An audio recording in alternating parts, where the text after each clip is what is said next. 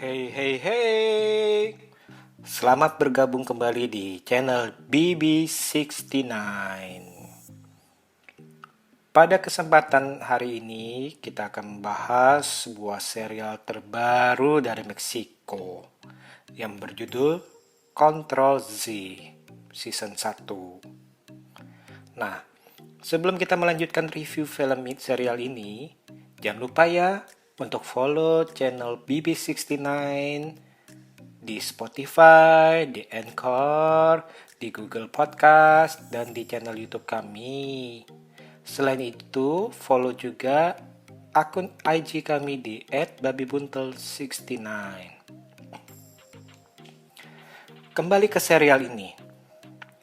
Serial mempunyai jumlah episode 8 ini mempunyai genre thriller misteri.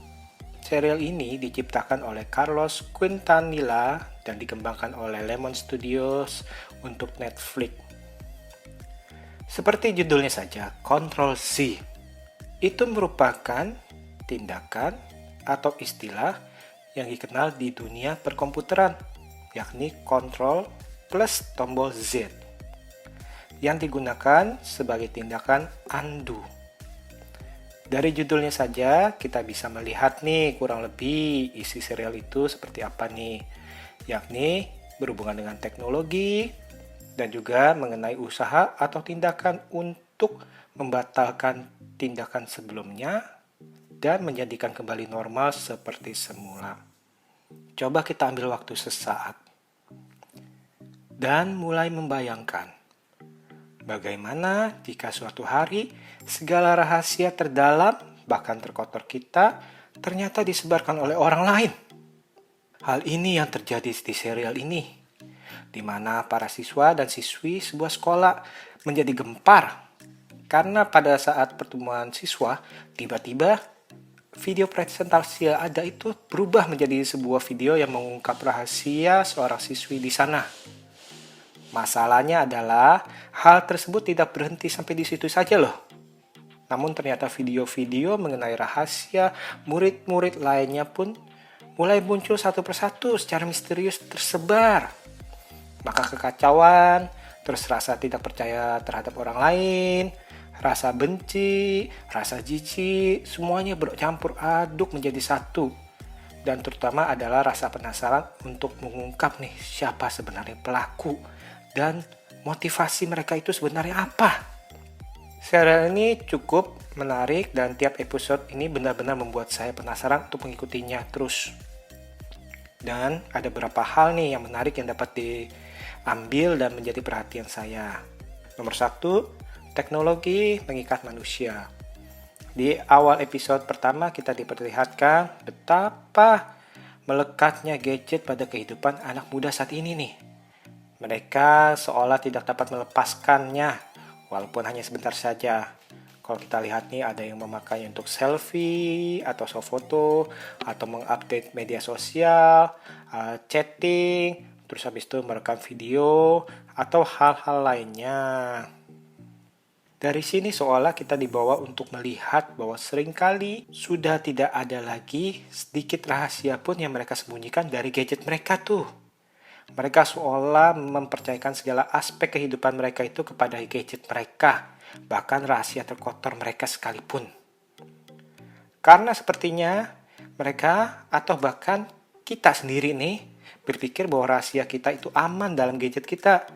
Entah apakah kita sebagai pemilik gadget itu terlalu polos atau sangat mempercayai bahwa gadget kita ini adalah safety box yang maha aman.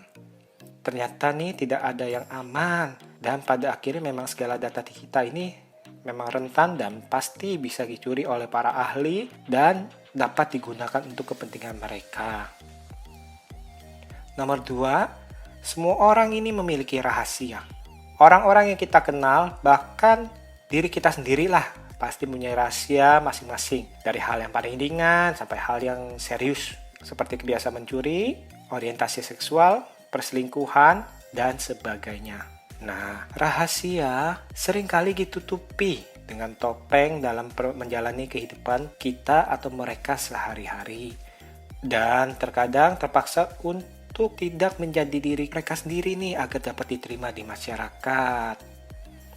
Nomor 3, emosi dapat membawa petaka. Pada serial ini diperlihatkan bahwa emosi dapat membuat manusia tidak berpikir panjang. Apalagi kalau sudah melibatkan ego dan kehormatan. Dan melakukan hal-hal yang akan disesali di masa depan adalah konsekuensi daripada bila emosi terlalu menggebu-gebu. Memang mudah mengatakannya. Namun, memang sebagai manusia harus bisa mengendalikan emosi dengan menyeimbangkannya bersama logika dan pikiran. Karena seperti yang tadi saya bilang itu nih, seringkali konsekuensi akibat dibutakan oleh emosi bisa menjadi rentetan tragedi yang tidak kita terpikirkan dahulu nih. Nah, jadi harus jaga emosi mulai dari sekarang ya. Nomor 4, teman sejati itu sulit ditemukan.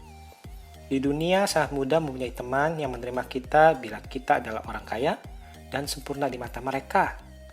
Namun bila ada rahasia atau kekurangan kita yang terungkap, maka barulah terlihat seperti apa teman kita sebenarnya. Apakah mereka bisa menerima kita apa adanya atau sebaliknya.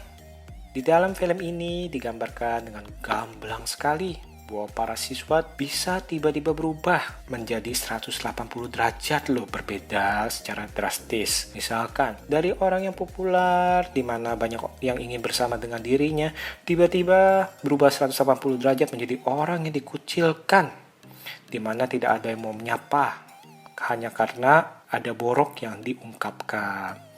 Dari sahabat dekat sekarang menjadi seolah tidak kenal. Itu bisa terjadi juga. Karena apa? Karena mereka tidak mau menerima orang tersebut apa adanya. Nomor 5, bullying. Nah, ini banyak sekali nih sekarang ini nih film yang memasukkan tema bullying juga nih. Nah, di film ini juga diangkat mengenai bullying nih. Menurut saya yang cukup membuat geram nih, karena banyak tindakan yang cukup keterlaluan sih. Jadi tindakan mereka nih, pembulinya ini terhadap sang korban ini seringkali tidak berperi kemanusiaan, baik itu secara fisikal maupun secara mental ditekannya. Dan ironisnya itu, para siswa lain mungkin merasa itu lucu atau merasa itu biasa aja. Dan tidak jarang pula nih orang-orang dewasa menganggap hal itu normal untuk usia mereka. Mereka dianggap, udahlah, mereka emang umur-umur segitu emang lagi hot-hotnya yang membuli, lagi ya itu kan cuma bercandaan, itu udah biasa lah. Itu mah nggak sampai mukul kan, cuma omongan doang. Namun dampaknya itu benar-benar bisa mengacaukan kehidupan daripada korbannya. Oke, mengikuti serial ini benar-benar seru sih kalau menurut saya. Karena kita dibawa ke dalam kehidupan anak-anak sekolah yang mungkin saja merupakan gambaran nyata saat ini nih. Dari seks bebas, obat-obatan, bullying, dan lain-lainnya. Memang secara jujur kita tidak dapat pungkiri mungkin sudah ada di dalam remaja saat ini. Dari segi misteri, serial ini mempunyai misteri yang tidak terlalu menjelimet, namun cukup baik kalau menurut saya ya.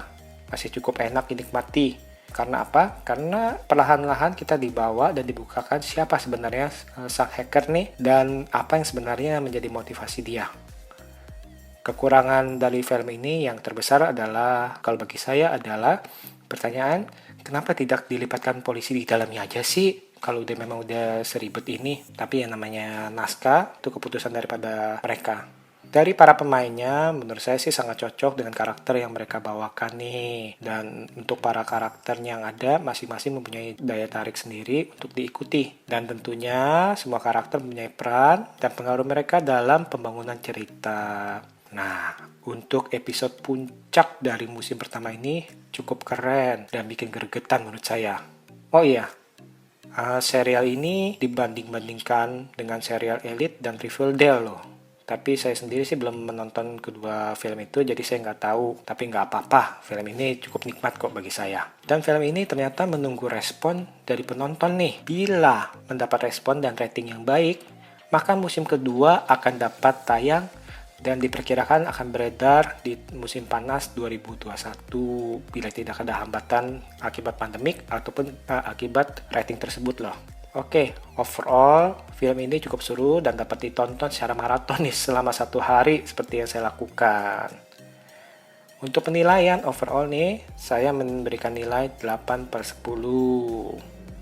Oke, see you.